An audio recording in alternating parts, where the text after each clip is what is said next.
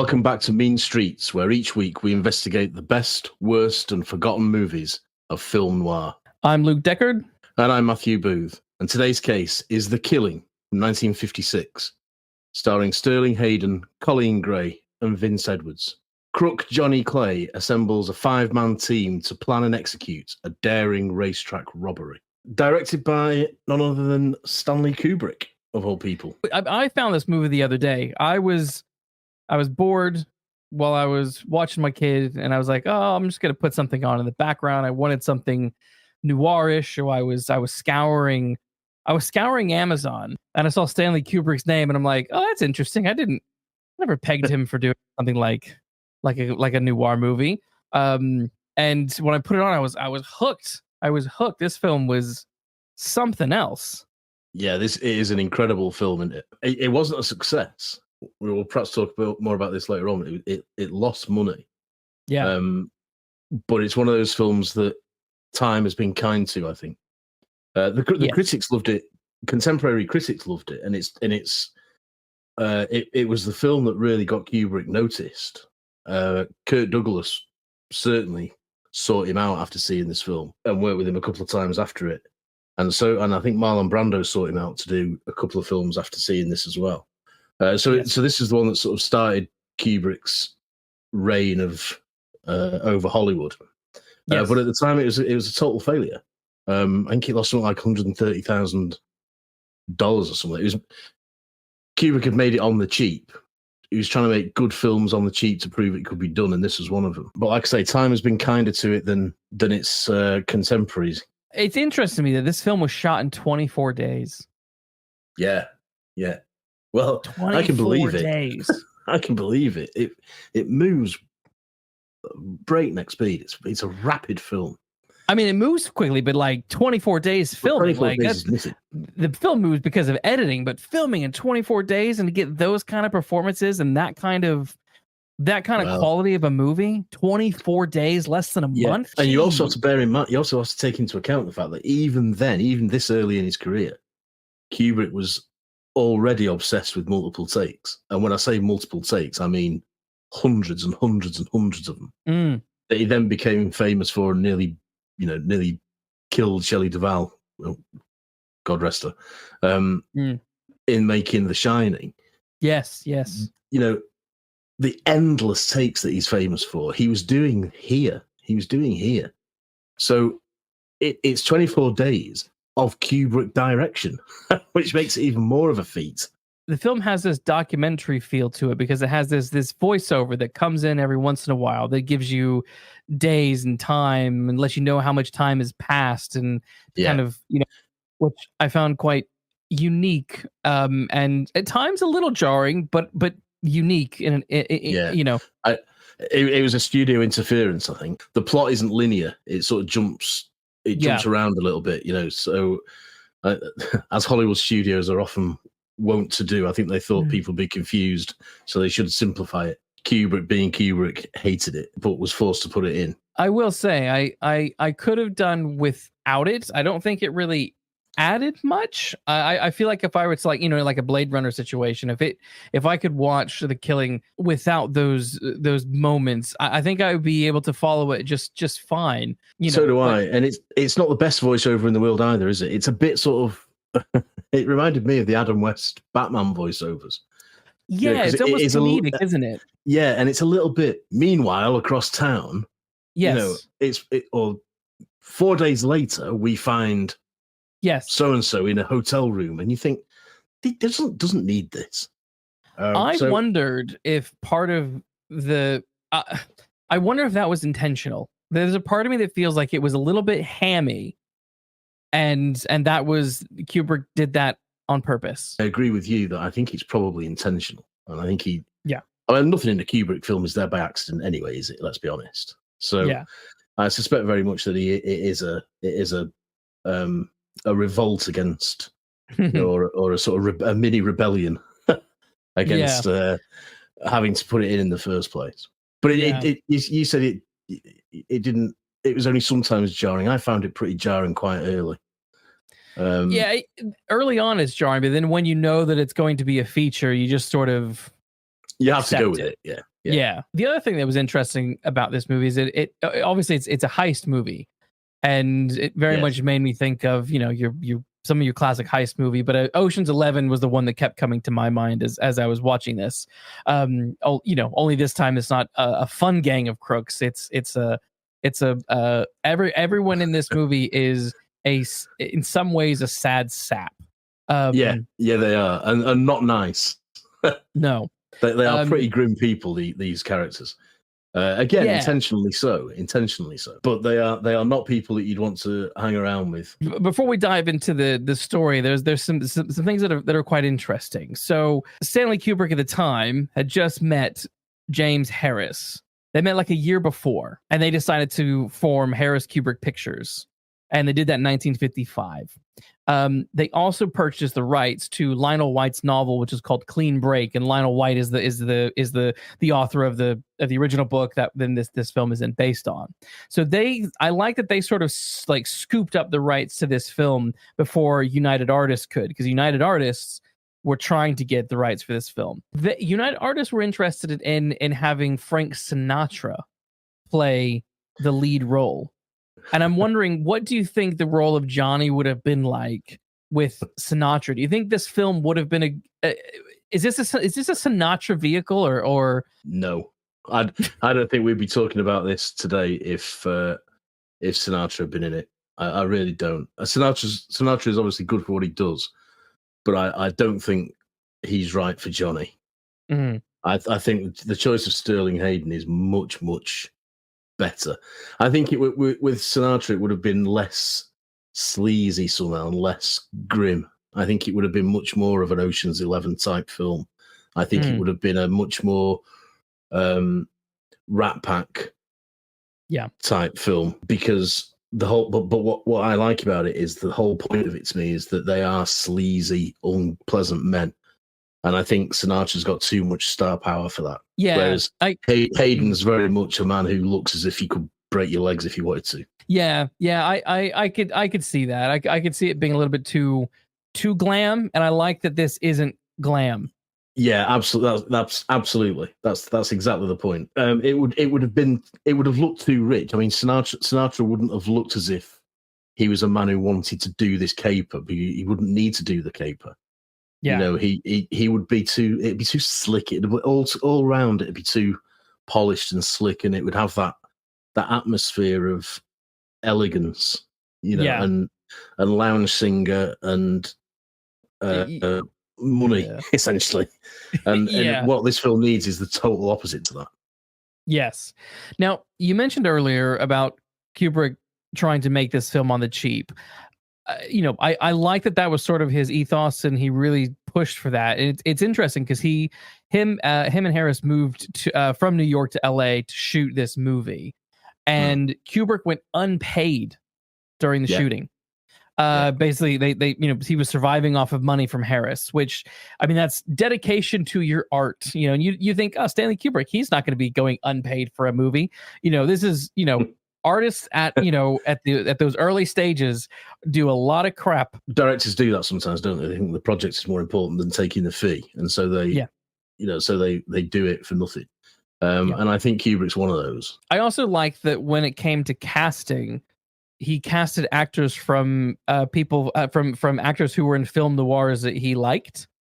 So people like Elisha Cook Jr. and Mary Windsor, he liked them in other films. So he's like, you can be in this film. And the chess player guy in the film that he wants to create the fight, it later in the movie, is actually a friend of his and the chess player. So I like that he just like, you're my friend.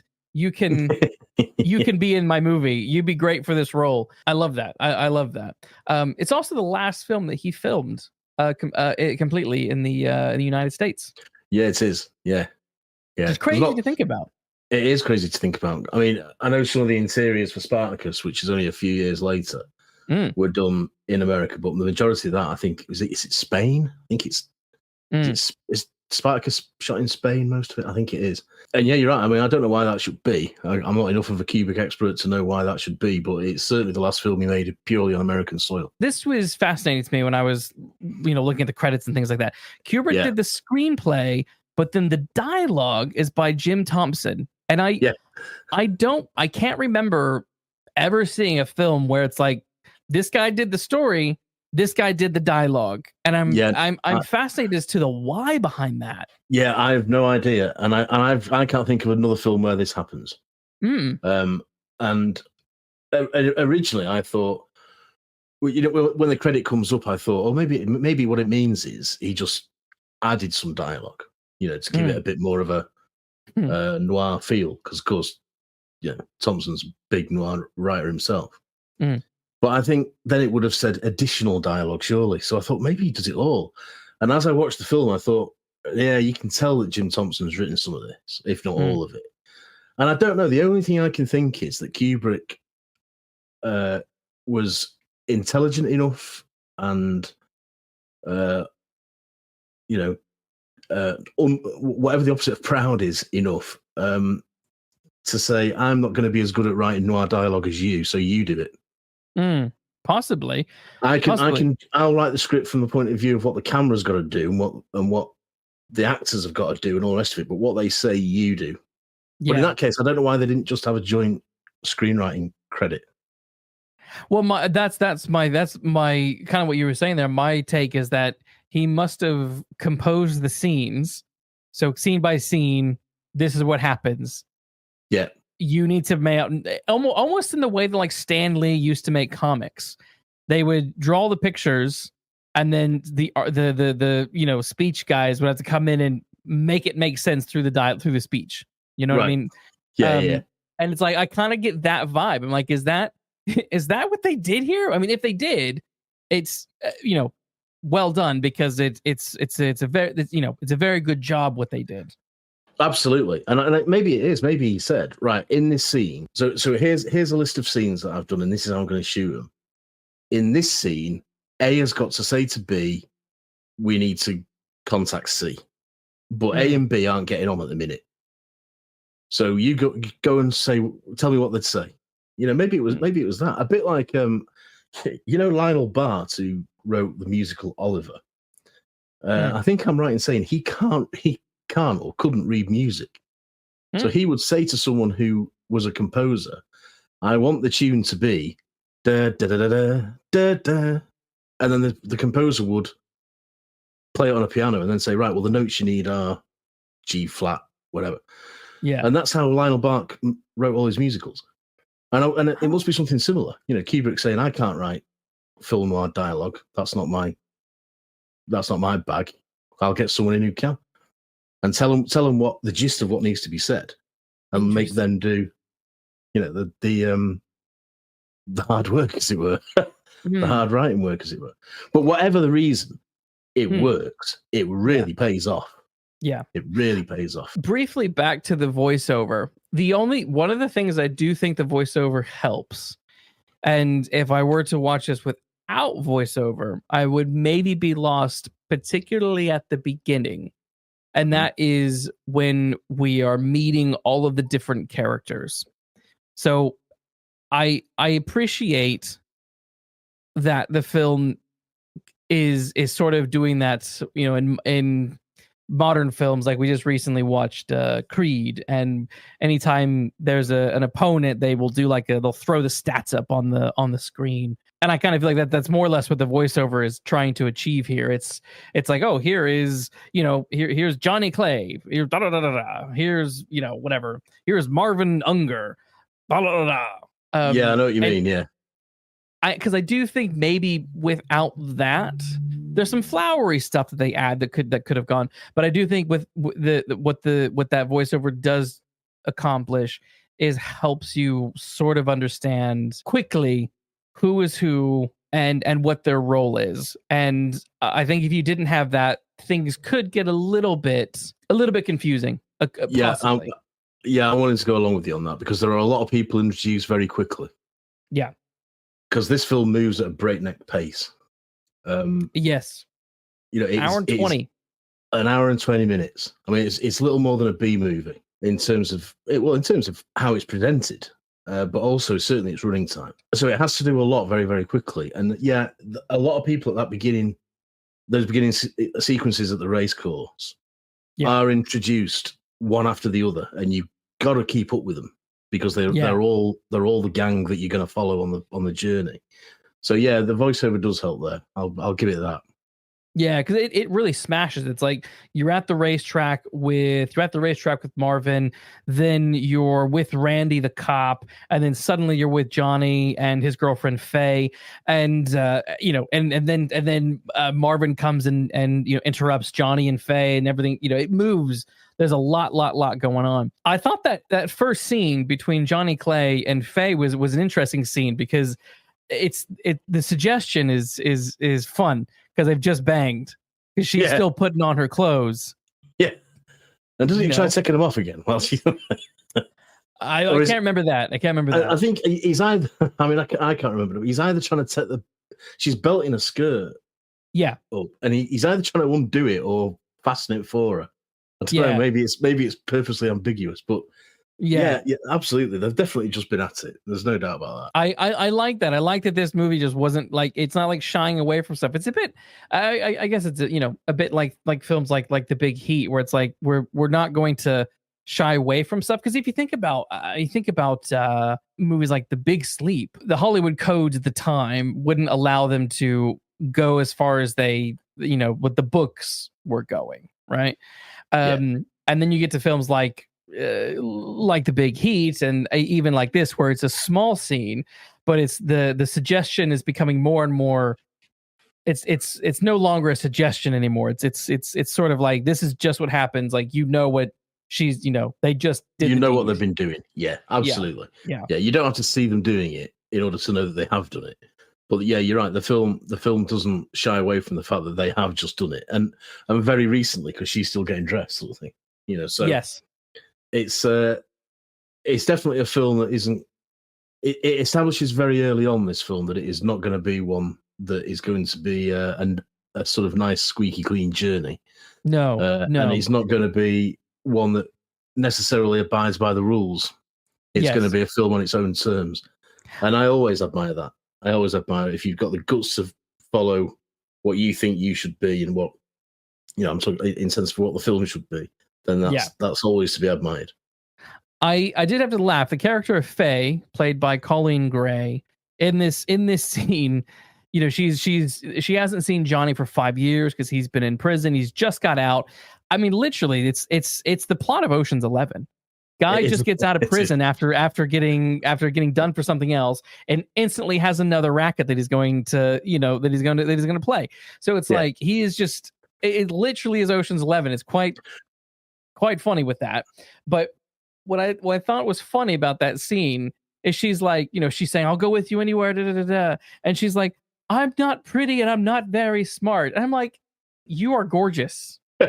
I hate it. I really, really hate it when gorgeous characters are like, "I'm ugly." It doesn't necessarily ring true, because and what I mean by that is you can be attractive but not know it and or believe it. But like she's dressed like a Hollywood beauty, and it's like you need to maybe something to sort of uglify her. I don't know, something. But I was just like, that line I laughed at. I'm like, this is just a cheap Hollywood line, and I don't buy that line at all. No, I don't buy that line either. To the extent that, I mean, she is gorgeous, and and the same really goes for Sherry. And you think, why are you with Johnny? What on earth does he offer you? Yeah, because the sort of woman I think you are, and given how lovely you are, how beautiful you are, you could do better than this sleaze. You would think so. You would. I mean, I don't know. You're not really told very much about it, are you? The film doesn't really give too much backstory.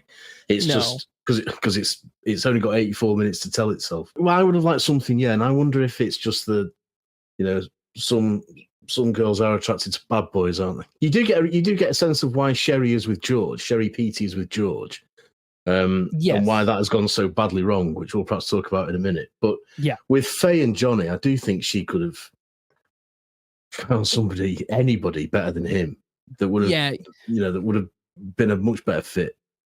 She needed to be more, I don't know, lacking in confidence. She didn't seem like someone who was, I don't know, timid. She seemed too intelligent and too beautiful. I think that was the problem. Yeah, if she was a bit more sort of like working class, but lower class, so something like that you would sort of associate with something, lack of education, lack of something, maybe it's a bit stereotypical and that's not good either. But I'm just something that makes me believe you would be into this guy, something that tells me you'll take the risk because of whatever. But it's too squeaky clean. If you compare it to Debbie Marsh in The Big Heat, there's absolutely no doubt why Debbie is in the position she is in. Yeah. And you need something, even if it's only a couple of lines, you need something to explain why Faye is there and why she thinks this is the best it can be. We know why Debbie Marsh in The Big Heat thinks it's the best it can be. And we know why she's willing to put up with what she does put up with. And Faye strikes me as being in a very similar position, but looking too classy to have ever needed to be in that position. That was my sort of problem with it. With that character, it needed to explain why she was with what essentially is a dirty, violent criminal. Yes, yeah. But of course, when you get to the Ocean's 11, they make Julia Roberts' character make sense. Yeah. Well, is Frank Sinatra not in the original Ocean's 11, or am I talking out of my hat? Well, there you go. No. Well, that's what this film would have been if they cast Frank Sinatra. Yes, and this is something I would like to know. I would like to sort of follow the trail from this to Ocean's 11, the original, to Ocean's 11, the 19. What was it? When did that one come out? Like 1999? Is it? Yeah, I think something like that. 90s, something like that. Yeah. I'd like to sort of follow that, like, bing, bing, bing. Because I like I said, I just couldn't help but get Ocean's 11 out of my head, and I don't mean the original. I mean the contemporary one, because I say contemporary, it was this 25-year-old movie. Well, I mean, on paper, it is the same plot. It is the same plot. Yes. But without the glitz and the glamour. Yeah. It's a much seedier version of that plot. Yes. It's the old sort of right. It's the old writing coursework, isn't it? You're given so when I did my writing masters, you were given a plot line, a one-line plot, and told to go off and write the first couple of scenes. And they give an indication of how that plot would develop, and everyone came back with different versions of the same story, and then they revealed that the plot was Cape Fear, funnily enough, but nevertheless, and I think that's what this is. We'll give you a one line. Ex crook gets band together to do big robbery, and you get Jim Thompson writing this, and you get whoever did Ocean 11 writing that. But it's the same one line plot. It's that's definitely what's happened. In the sort of, in a very general sense. Because is the original Ocean's film? I'm not even sure if it's the same plot. It came out a few years later. It came out in 1960. But the background to that is Danny Ocean and his 10 friends from World War II decide to rob 5 of the biggest casinos in Las Vegas in a single night. Despite having a master plan, the team ends up making a huge mistake. And again, that doesn't tell me that Danny Ocean in this film is a criminal, whereas in the 2001 one, that Danny Ocean is a gangster who gets his gangster buddies. So it's like I think the new one had to have had some inspiration from this movie. Absolutely had to. Anyway, they must have done. Let's talk about George and Sherry. So George Petey and Sherry Petey are the married couple of the movie, played by Elisha Cook Jr., who you will know from everything, from the original Star Trek to The Big Sleep to literally everything. Maltese Falcon. Maltese Falcon. The House on Haunted Hill, I think he's in as well. Yeah. He's literally in everything. It's he's probably in X-Files. He's certainly in the 1970s Salem's Lot. So his wife, Sherry Petey, played by Mary Windsor, they have, boy, what a relationship. Yeah, right. Jeez.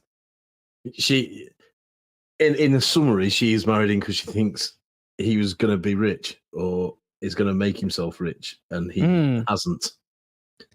You gotta sort of wonder what story did he feed her to make her believe that he would be rich? Because she's a very attractive lady, but he's just this short, timid, kind of daydreamy guy. Yeah, he is. He's very timid, and she walks all over him.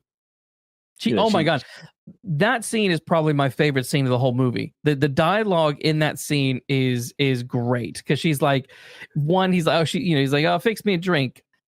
She's just tells him first. He says that, like, something about a headache, and she's like, oh, fix me a drink. I'm developing some pains myself, and she's saying that in response to him talking because he's trying to tell this story about how he saw this sweet couple on the bus or whatever, and he just can't get to the point, and she's cutting in and cutting him down and is bored and is, oh my God. And at one point he's just like, why did you marry me? It's so, he's so pathetic. He is pathetic. Absolutely pathetic. And I don't know what she said. I don't know what she said or what he said to make her marry him. But she must have regretted it pretty soon after, because I bet he wasn't able to keep up the pretense for very long, and it must have become apparent very, very quickly that he'd sold her a lie. But of course now he's got a way of making good on the promise. Yes, and whether or not she would be happy with that, we are left in no doubt about, are we? Because even when there is the promise of money, she's thinking about legging it. So. Yeah. I mean that's the thing. I quite like that he's so desperate in this conversation that he spoils everything. He spoils the heist plan, which ultimately ruins everything. If he had not spoiled the plan to her, the film, the story itself might have not played out the way it played out. Absolutely, because it's just because he is that sap. He's the biggest sap in the film, and he can't keep it secret because she's goading him all the time, and he's desperate to impress. Yes. So he tells her too much, and then of course gets slapped around for it by Johnny and his mates. Yes, yeah, and it was so. What I loved about that scene with George and Sherry, followed by the next scene in which Sherry then goes to her lover Val, is that her relationship with Val is more or less the same relationship as George's relationship with her. She goes to Val and she's like, Val, baby, oh my God, I love you. I called you, but you weren't out. He's like, I'm out, baby. I'm out. I'm doing things. I'm seeing people. I'm banging other ladies. And she's like, oh, don't you just want to be with me? He's like, no, you're keeping me down. I can't do it. And I'm just like, wow. Like and it's so it's subtle. And she's an older woman, isn't she? To Val. Yeah. She's an older woman, so she's, she always wants sort of affirmation that he still finds her attractive and all the rest of it. And like the young buck he is, he's obviously sort of, the impression is he's got loads on the go at once, so yes. And she's just one of many. And he leaves her in no doubt, or she shouldn't be in any doubt that is the case from the way that he talks to her and treats her. Oh yeah. He is not going to settle down with you, sweetheart. But it's just it's interesting just how desperate. Yeah, it's interesting just how desperate everybody is. George is desperate for Sherry's affection. Sherry is desperate for Val's affection. These other people are desperate for for money for one reason or another. There's the we can kind of briefly cover it, but there's let me think. Who do we got here? There's Randy the cop who needs money to. There's Randy the cop who needs money to pay off the gangster. There's the barman who needs money for his sick wife. then I guess I feel like George's reasons are to keep his wife. He knows that Mary will probably leave him or cheat on him if he doesn't come up with money soon. So he's like, yeah, I'll do it. The wild card, I guess, is Marvin, the old man who sort of fronts some money to sort of help them out. He just seems to be doing well. He's doing it because he sees Johnny as his sort of son, as a surrogate son, and wants to see him sort of succeed. So he's sort of swept up in it with that. But yeah, I love how everyone is in some way desperate, and that's why they're happy to get involved with this plot, including Val. I mean, Val is like, what are you talking about? Money, baby. Okay, let's look. Your husband's gonna knock over because a horse track. Hell yeah. Let's nab that money and get out of Dodge. The question would be, if Val actually gets the money, do you think he would have taken or will take Val with him, or will take Sherry with him? No, I don't. I don't think he'd be seen again, and I think she'd be left 10 times more miserable with George and nothing. I think so. No money at all. The thing about that scene with Val and Sherry is there's this wonderful moment in which they're sitting there plotting, and they're standing over a lamp, and it's just wonderfully creepy noir. Like it's the way the shadows are. It gives this sort of Dracula-esque, monster-esque vibe. Loved it. Everybody will know what happens if you shine a light, under your chin on your face, what it does to your features. And that is captured as well. It is brilliantly sinister. Yes. Brilliantly sinister. Yes. Again, we mentioned this about some of the other films that we've covered in previous episodes. This isn't necessarily the most noir shot film of all film noir's existence. No. But there are certain scenes and certain exchanges where there is some noir brilliance about it, and that is one of them. Oh my God, yes. Yeah, I was eating that scene up. I loved how they just sort of slowly walked over towards the light, and I loved it. It was done perfectly. So the big plan for Johnny is they're going to knock off a horse race. They're going to steal $2 million. And back in 1956, that's like what, billions of dollars? You know what I mean? Right. Well, it's a lot more than 2 million is now. Yeah, that's for sure. Yeah. It would be an absolute insane amount of money in today. And I like, again, a very Ocean's 11-esque scene. They have a plan of the place, a map of the place. They're talking about what they're going to do and how it's going to work out. And it's quite elaborate. It's quite an elaborate plan. There's a lot of misdirection being set up to divert attention elsewhere while they leg it with $2 million worth, which obviously will all be in notes. So it's all going to be heavy, So they need time to get away. So Johnny comes up with this equine assassination plot on a bar fight to sort of steer attention away from what they will actually be doing at the time. Yeah. I loved it. Again, this is my Ocean's 11 brain is like, oh my God, this is Ocean's does this, Ocean's does that, Ocean's does this. Like, this is like the clockwork mechanism of Ocean's 11. This is great. So I love that. But I also that scene that scene goes a bit dark, of course, when Sherry is found snooping outside, and George is taken away. Like, George, you must have spilled the beans. Like, no, I swear I didn't. And she must have found it. She must have found evidence in my pocket. Sure, that was it. She found evidence in my pocket. That's what. Right. She found the address. But what's good about Elisha Cook is you can see he's acting very well. A man who's desperately trying to think of a reason as to why his wife would know about it. Yes. And he's coming up with any old rubbish. Yes. That might just possibly sound plausible, and it's a nice little bit of acting, nice little bit of screen acting, because it's done quite a lot of it in close up, and you can see his eyes moving. He's wide eyed anyway, but you can see his brain working, and his eyes sort of flicking around as he's trying to think of a reason, trying to remember what he said and that might catch him out of the lie, and what she said and how could she know and all the rest of it. And they're just staring at him, waiting to give him a real pasting. It's a very impressive scene. It's a nasty little scene. It is, especially when they like start to threaten Sherry. You're like, oh gosh, that's when you get a real sense of Johnny being a nasty guy. Yeah. He's like, I will murder you right here and now, lady. Yeah, like, and he says, dude. Doesn't he say something like, "We'll just make hamburger meat out of a face"? Yeah, like, geez. I mean, that is brutal. That is brutal, and it's a great line because you know exactly what he means. Yes, I love the kind of the next bit that happens. It's the next big drama between George and Sherry.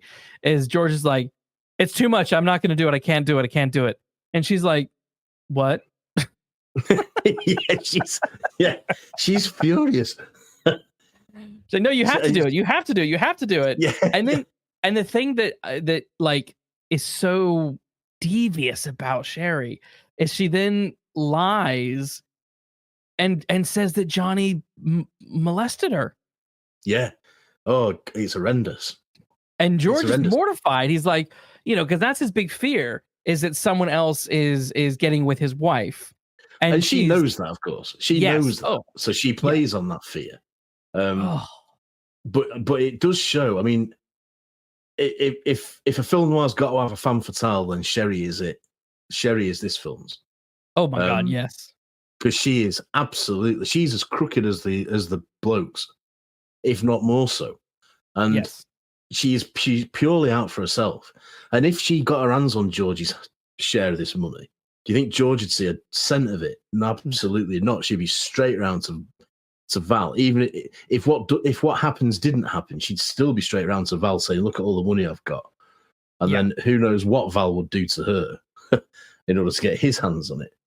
Yes. But to the lie she comes up with to coerce George into going along with it is just, and it comes out of nowhere, doesn't it? It comes out of. It does. But what's clever about it is that you can believe that Johnny would do that. It's not as if she's saying something that isn't ever likely to happen. If he felt the need or the inclination to do it, I fear Johnny would do it. Yes. Yeah. Which is another reason why I think Sterling Hayden's a much better choice than Frank Sinatra. Because he can convey that sort of sinister ugliness that human beings are capable of, much more so than I think Sinatra would have done. Yeah. I think what I'm also loving about the film at this point is you're just seeing George get twisted tighter and tighter and tighter and tighter. He's not happy. This is not at all what he wants to be doing anymore. And I love the tension that is building up inside of him. Obviously, part of the plan, Johnny needs to buy some guns, and he wants someone to shoot a horse during the race, which is a bit mad. But he says, he has a great line where he says, "You're killing a horse. That's not first degree murder. In fact, it's not murder at all. In fact, I don't know what it is." Yes. Jeez, man, you have no heart for anybody. No, absolutely. He just doesn't care. He's completely obsessed with getting this heist up and running. Yes, but he knows that is the assassination of a horse. It does sound ridiculous, but it's one of the best horse races. Race horses, I should say. It's one of the best race horses that they know. That's around. Yes. Yeah. So my knowledge of horse racing is pretty limited. That's to say, non-existent. But it'd be like shooting Shergar back in the day. It'd be it would be a major event. So it would have the effects that Johnny wants it to have.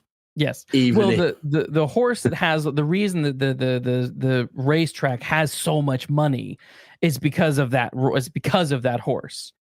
Yeah. So like that's why there's $2 million on site is because this race is the big race. Is it's the race of races. Yeah.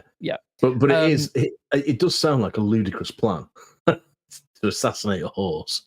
Yeah, but if you think about it, it actually makes perfect sense because, you know, he's like, okay, we need to cause a distraction in the bar area near the cashiers to weasel out the cops that are hanging out and protecting the money.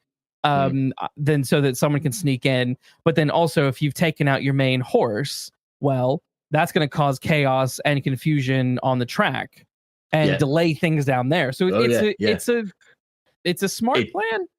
It is. It's a smart, stupid plan. Yeah. It sounds stupid, but it will certainly have the effect that he wants it to have. Yes. No doubt about that. And that's what they do. Now, one of the coolest things that I picked up in this movie was that the Terminator basically ripped off this movie. So Johnny goes and gets a box of flowers. I'm like, okay, he's got a box of flowers. He's going to put something in it. And then he also gets a gun. And then he puts the gun in the blocks of flowers. I'm like, oh my gosh. This is the Terminator. This is Terminator 2. In the mall, Like, this is I'm like, oh my God, I cannot believe it. I can't believe it. Like, this has to be the origin from that. Oh, it has to be the origin for that. It will be. There's a lot of films that nod to this film. I mean, we mentioned it very briefly. We mentioned before the fact that it's non-linear. Well, you know, Tarantino talks about this film, so it does make me wonder whether Pulp Fiction was somehow evolved from this film, you know, on a much wider scale. But I know that Tarantino's a fan of this film, and you can see why. I mean, there's very much a Reservoir Dogs feel about this. Yeah, that was the one that he was really inspired by or for. So I love that. I love that the whole gun in the flower box. I thought that was fantastic. It's brilliant, isn't it? It's really good. Let's talk about the execution of the heist. I thought that was done really, really well. I was gripped the whole time. That was the whole sequence. Yeah. And the fact that, you know, it's done so clinically. You know, the thing about heist movies is when they spend all that time setting it up, you want to see it work. That's always been my takeaway from heist movies. And in this, you certainly want it to work. You know, despite the fact they're all slime and scum, they are your protagonists, and you do want them to get away with it. You know, and when they burst in wearing those clown masks, it is quite a striking image. The clown mask again. Well, it's the Dark Knight. Yeah, it's the Dark Knight. Yeah. Yep. And that the similarities, in fact, I don't know if they're identical. I'm not going to put my neck on the line and say they are identical, but they are so strikingly similar they may as well be. That is no accident. No, it cannot be, because the mask he's wearing, the clown mask he's wearing, I believe is the same mask that Cesar Romero wears in Batman 66 at some point, which is why the Joker is wearing that mask in The Dark Knight, but it's still the same sort of. It's all clown. Yeah, and there's something when you see him talk through it. There's something really strange going on with it. It's as if his mouth is part of the mask because it's so tight fitting. Yeah, it's it really is quite unsettling. It is. It is. I love that. That whole bit was great. Now there's this the shooting of the horse bit was incredibly interesting to me. That whole section of the film. So there's a couple of guys that Johnny needs to get involved that aren't part of his main five. One of those is a big boxer guy who's going to start a bar fight, and this other guy named Nicky who is going to be responsible for sniping the horse from his car. Who the character of Nicky, he looks like a villain. He's got like one front tooth dead set, like bang in the middle. Like there's a scene where he's opening up his mouth and he's grinning, and you just see a front tooth in the middle of his. It was so weird to look at, but I'm like, you have a weird face, man. You got a weird face. But the scene really plays with your emotions because he rocks up to the car park, and the warden, who is a black guy, is like, something like can't let you in, but then decides to let him in because they make a bond over like a war connection, I think, like a war wound. That's right. Yeah, war wound. Yeah. And so he's like, oh yeah, sure, yeah, go on. And so Nikki goes in and parks his car, clear shot of the track. And the warden is, he clearly likes the guy. So he's checking in on Nikki. Oh, how you doing? You know, what's going on? Blah, blah, blah. Comes and interrupts a few times. And the first time you kind of, there's a little air of tension, but Nikki is very kind, very nice and polite. And, then the warden goes on his way. And then there's that bit where Nikki goes to get the gun out. And then the warden comes back. Yeah. And again, the warden's being nice. It's nail biting stuff. It is. The warden comes back and he's like, oh, I brought you a horseshoe. And you're like, this guy's really nice. Yeah. He's like giving him a token. Like, this is like a horse. Like, this is why is, this is, and the thing that kills me, and this is where the scene just goes from being like a nice scene that's a tense scene to a tragic, awful, heartbreaking moment. Is the warden says, man, I just want to say, like, it's you, like, the way you're treating me is really nice, and I appreciate it, because the warden's a black guy. It's the 1950s. People are not treated, the racism is all over the place, and you have this moment where it's like, oh my god, and then that's when Nikki realizes that's how I can get him to leave me alone now. Yeah, and he turns on a dime and he becomes a total jackass. He does, and uses some slurs, and then the warden's like, fine, F you, and storms away. And then Johnny gets the gun out and he watches and shoots the horse. But I love the comeuppance, and this is the first of the comeuppances in this film. And Nikki shoots the horse and he tries to get away. And as he's trying to get away, the warden sees him and tries to stop him, and the warden shoots Nikki dead. Yeah. And it's like, that is perfect payoff. Perfect payoff. And, is the warden's motive for that purely because it's part of his job? Or is it because of what Nikki said to him? Film noir is always about ambiguity, isn't it? And the ambiguity of motive and what people are up to. And you've got it in, it might only be a little sprinkling of it, but you do have it in this film, because what Nikki says to him is really offensive. Oh my God. Yeah. And because the warden's been set up as such a nice fella, it really will hurt him where it's meant to hurt him. And it's all calculated to get him to stop interfering and interrupting. It does deserve that payoff. Nikki deserves everything he gets. Oh, much. Absolutely. And absolutely. I always wondered whether it's part of the warden saying, well, I don't feel so bad about this. I'm going to have to do it because it's my job, but I don't feel bad about doing it. Because in other circumstances, I think he'd be one of those blokes who'd be haunted by it for the rest of his life if he had to open fire.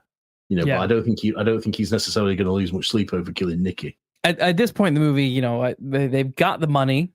It's been delivered to Johnny's hotel where he's going to go pick it up, and then the other guys are waiting at the rendezvous point.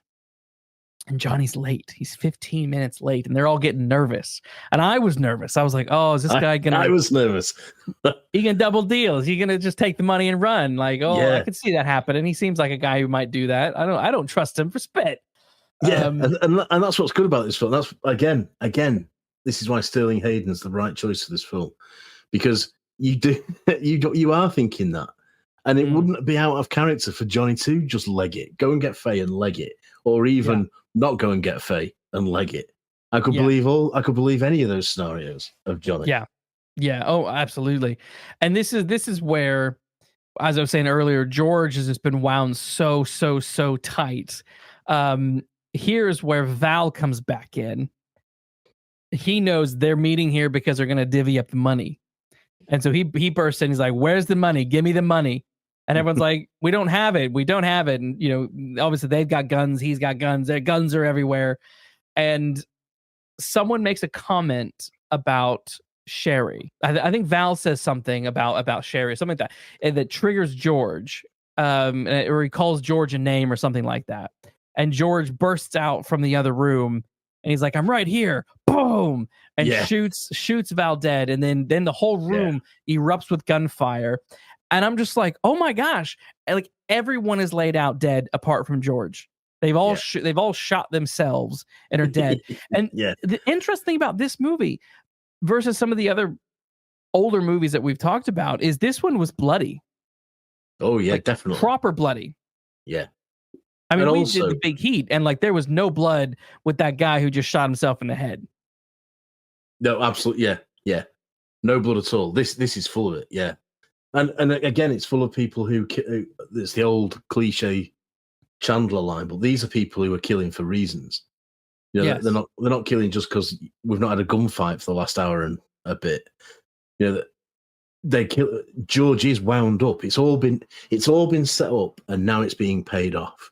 Yeah, because George has been wound up by everybody all the way through, and he is at breaking point, and that's why he is great casting as well. Because Elisha Cook always looks as if he's at breaking point.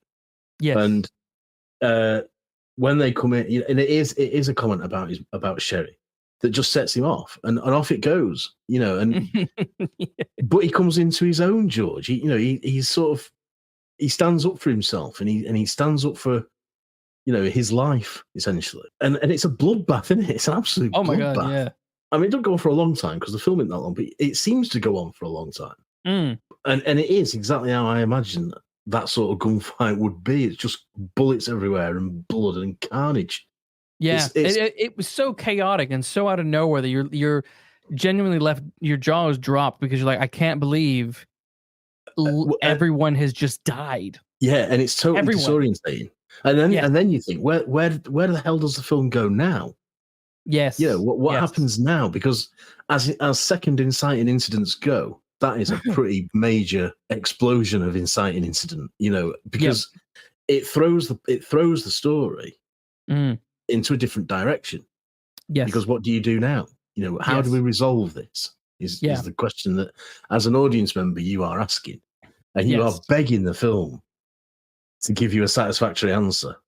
Oh my God, yeah. George goes and confronts Sherry. So he's wounded, but he's not dead.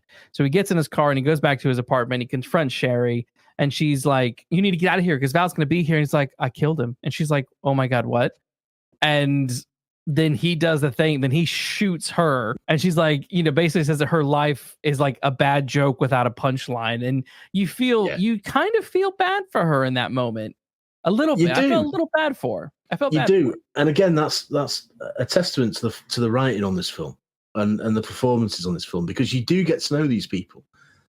So, you know, when something happens to a character that you have despised for the majority of the film, you do have that sense. You know, it might not last, but you do have that initial, oh man. Yes. You know, poor woman. Because she's like, her quote is, "It isn't fair. I never had anybody but you," which is a lie. So even in death, she's still lying to him. She's lying to him, yeah. Because she has been with other guys. And she's like, just a bad joke without a punchline. It's like, she's lying in death, but you then feel bad for her because she's had such a sad life. Yeah, and so she knows it. Conflicting. And she knows it, and now it'll never get better. It'll never get better. But equally, I feel bad for her, but good for George. You know? Yes, who then falls down dead. But then I think, well, that's a blessing, really, because his life without Sherry would have been absolutely horrendous. Yeah. You know, he would have gone to jail. He'd have gone to jail, but it would have just been a broken man even before going to jail. Yes. So it is good that he just drops down dead, but he does it with some sort of validation of himself. Yeah, you know, he's that little subplot of their marriage is brilliant. It's like a little half-hour soap opera. Yes, in the midst of this heist film that perversely is the heart of it, because their relationship. I care more about their relationship than I do about Faye and Johnny. I don't really care about either of them. No, you cut Faye from the movie, nothing changes. Absolutely, but you cut Sherry from the movie and everything changes. Yes. So George and Sherry, they are they're the love story, even if it's a bad love story. And I don't mean a badly told one. I mean bad love. You know. Yeah. But they are the heart of the film, and here they are now, both lying dead pretty much at their own hands. The airport scene, basically Johnny realizes what's happened and he legs it to the airport to meet Faye, and he's got the money in a suitcase and all that kind of stuff, and they're going to fly away into forever. Then I love the whole argument that's happening when he's like, I need the bag to come with me on the plane, and the people at the gate are like, no, it needs to go in the plane, it's too big. You're like, no, and they do this back and forth, and they finally agree to put it in. They go to get the plane, which is way back in the 50s. This is where you meet. You're going onto the tarmac to get to the plane. You're not walking through a tunnel or anything like that. So they're standing there at the gate waiting, and this lady who has a little yappy dog jumps out of her hand and goes running just as the tow van goes by, and the tow van swerves to miss the dog. Johnny's suitcase topples over, bursts open, and $2 million just gets blows into the air. What an ending! That woman with the dog. I don't know about you, but I thought, what the hell is she doing in this film? I did too. You know, is this just a little bit of comic relief because we've just had the tragedy of George and Sherry? Fair enough, I can buy that. But no, it turns out to be the whole mechanism for an ending that really does come and spit in your face. It does. And then I think the kind of the cherry on top is that final scene where John and Faye kind of not leg it, but they walk very quickly through the airport. They're trying to leave, trying to fetch a cab. But the airport police clock onto him, and she's like, Johnny, you gotta run. And he just sags. What a great final line this is. A great final line. He's like, yeah, what's the difference? The end. Because I like how it says the end while the two cops are on either side of the words the end. And just advancing. Yeah. Yes, I thought that was fantastic. Brilliant ending. And of course, you know, it's an obvious point to make, but I'll make it anyway. Film noir is about, or tends to be about, fatalism. It's all been for nothing. Life's cruel. And if this ending isn't a representation of that, I don't know what is. All because this woman can't keep hold of a yappy dog. Exactly. Because I was thinking, it's like there's no way to really sort of kill Johnny, and Faye doesn't really deserve to die, but like that sort of last man standing, but he has nothing. All of this, but again, it's kind of what happens at the end of Ocean's 11, because Danny Ocean, though they get away with it, sort of, he still gets arrested, and he goes back to jail. It's like. Is very similar. It is similar. It is. There's no denying that there are similarities to that film in this film. There's no denying it. Like we said, it's the same plot. But this is the end because he's so close. Johnny and Faye are so close to getting away with it that it's heart wrenching almost that they don't. But what really makes this end, the fact they don't get away with it and he gets arrested again, or he's going to be arrested again, she's left without him and all that business, that's sort of 10 a penny. What really makes this ending is that it is pure chance. They're not outfoxed. They're outdogged. Yes. It's not a fault that he's in the plan. You know, the plan has worked. Yes. And they've got all the money. A pure chance that Johnny could never have foreseen and planned against. Yep. Happens. And things like that are real life, aren't they? Things happen. Are. So originally, the ending would have been something else. Or the original ending was that Clay. So when his bag falls onto the tarmac and the blades of the airplane, throw the money into the air. The original plane was that Clay was going to get chopped into pieces by the airplane's propeller as he's trying to recover the money as it's scattered, which I thought was, I part of me is like, I wish we got that ending, and I want to know who was it who said no, you cannot do that, but like that would have been really quite something. I wonder if the airline said, you can't have that. That'll do nothing for our ticket sales. That, you know what, that could be it. I could see the airline being like, no, because they mention the name of the airline, don't they? They do. They do. And I think bet it's you a that's real it. one. I think it's It a real is. one. It is a real one. Yeah. Like it's American Airlines. American That's it. Airlines. They probably said, you are not going to kill someone with our plane. We do not want that. Nobody dies on our runways. Yep. You know what? That is probably exactly what happened. That's probably exactly. And whatever the reason, it's not the right ending for me. You know, it's a much cheaper ending than the one we've got. The one we've got is much more of a sucker punch than that would be. You know. Yeah. If you're going to do that, you might as well just have the cops shoot him. You might as well have him go berserk because he's lost the money and have the cops shoot him. It's true. I think the ending that we got is probably the in terms of like pitch perfectness. That's probably pitch perfect. Yeah. And it's because it is all down to chance. It's all down to a total freak of coincidence, I suppose is the word. You know, yeah. It's just nothing that there is nothing he could do about it. That's the best way of putting it. And when I saw that the bag on the tow van and it wobbly, I'm like, and it's wobbling. God. Yeah. Oh God. And then it happens and you're like, oh. And you feel that sort of, they executed this incredible plan to precision, to perfect precision for it to all be for nothing. And as you say, the perfect noir ending. And you feel you absolutely understand then why Johnny says, well, what does it matter? What's the difference? Closing remarks. Any final words on The Killing? I think it's a brilliant film. I think it's a brilliant little film, and I don't mean that in a disparaging way. I love the fact that it's brief. It does what it says it's going to do, but it does it so well, and it's a testament to how well written and directed and acted it is. That there's so much that you can talk about in a film that takes up so little time. Yeah. It's noir, but it's noir with a slant in the sense that it's not a cop or a PI or a corrupt politician or anything like that. It's a heist movie before it's a noir movie for me. It's a heist movie with noir elements. The biggest of which don't need to repeat is that ending, that total fatalistic ending. Great performances, especially Sterling Hayden and Elisha Cook, but especially from the actress whose name escapes me playing Sherry. Mary Windsor. Mary Windsor. I think her and Elisha Cook are brilliant in this film.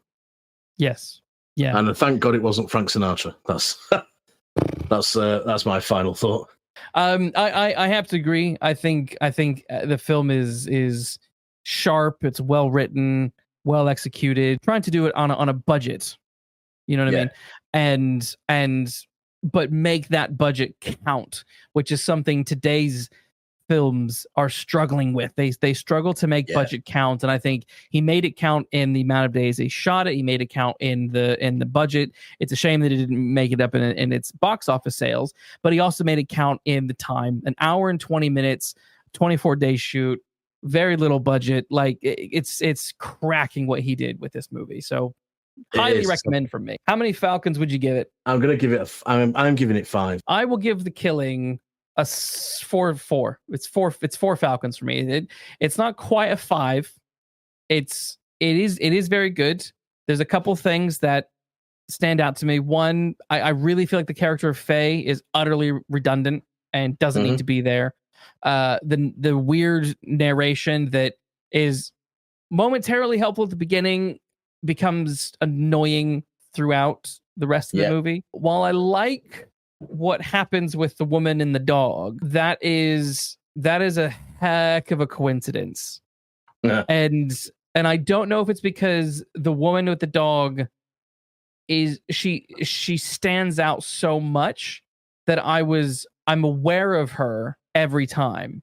That I'm kind of like it sort of pulled me out because I'm like, something is clearly going to happen with this woman and the dog, and it did. So for those reasons, like it's a great film. It's solid. It's incredible performances, but there's a couple of things for me that I'm going to knock it down to a 4. So 4 Falcons for me. Well, that wraps up our investigation. Thanks for listening. We'll be back next week with another case. In the meantime, please like and subscribe, and be sure to take care walking down those mean streets.